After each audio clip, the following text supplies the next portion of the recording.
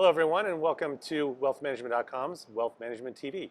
I'm Tim Welsh, and joining me today is Marie Swift from Impact Communications. We're coming to you live from the Jolt conference here in fabulous Las Vegas. So, Marie, tell us a little about Impact and what you do there. Yeah, so Impact Communications, we do marketing and PR for independent advisors and allied institutions. And of course, you and I know each other for many, many years and have many mutual clients. That's fantastic. So when you walked around the conference today, any key takeaways you saw or what's sort of top of mind for the attendees? So the energy here is just great. It's so creative and fresh, just the whole vibe of being together with creative people and only focused on marketing.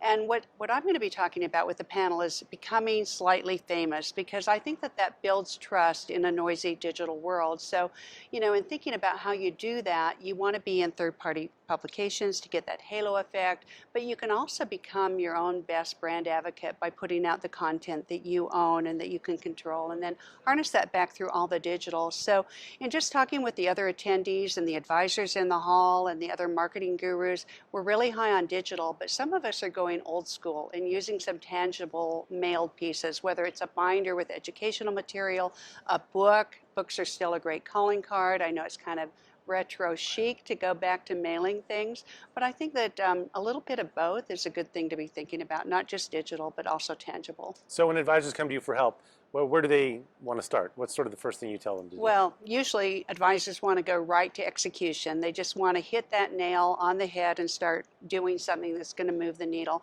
But we ask them to back up a little bit and think through their market, their message, and then how we're going to get the word out. So we like to do a little triage to make sure that everything's on par as far as their brand, that they're in alignment with their target audience. And so we encourage a little bit of strategy before the tactical execution. Got it. So there's this new SEC marketing rule.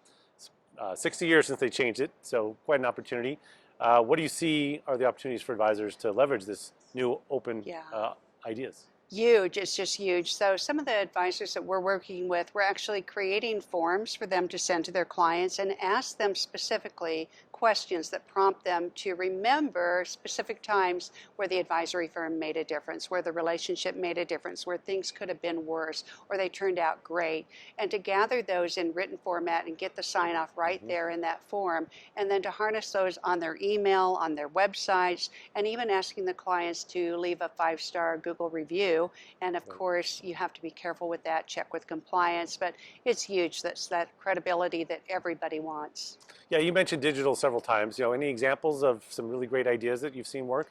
Yeah, so podcasting is all the rage, and people have been doing it for a while now. Any kind of multimedia where people can hear your voice, see you, get familiar with you, infographics, visuals. People have short attention spans. Certainly some people are readers, and so they want that long-form content in the form of a white paper or a blog. But to the extent that you can create one great piece and then maybe create a quarterly theme around it, that's a great way to do content and not become overwhelmed. Is just hit one keynote for 3 months and chunk it out into different ways, and then hit another keynote in the next quarter. Yeah, I noticed there's several sessions all about video and how advisors can use video. Why is that so important? Well, I think video just makes people get to know you, right? They feel like they can like and trust you because at least they can see that digital representation of who you are. So we encourage every advisor to get comfortable with video, to set up a little video station where they know the lighting, they know how they can be on camera and feel comfortable in their own skin, and then just start doing it, because probably they're already going to have the equipment that they need to do a pretty good video, and a little bit of mics and lighting make a difference as well. Yeah, so we were also at the T3 conference just this past yesterday, I believe. So any ideas from there that came out that make sense for advisors? So technology, it would be great in my estimation if we had the fintech people with the marketing people all in one place, and maybe we'll stack the marketing conference next year with the fintech conference. But I think that the technology is so essential for advisors. They've got their CRM or the financial planning or the portfolio management at the hub, but now they're bolting on MarTech. Some of the solutions that we see here at this conference, there's technology that can support some automation to make the process of distributing that content so much better. So standout things for me at the T3 conference was just the excitement. There were nearly 1,000 people there, so it shows the appetite to get back together and build relationships. This conference is at capacity. They're turning people away. So I think that now that we can get back together, see each other in real life, that's what it's all about, is building the fabric, building the relationships. Great. One last question. So what's the next thing we're going to see? What's the outlook for 2022? What's the outlook for 2022? Well, I know where I'm going to be. I'm going to be going to more conferences, seeing more people.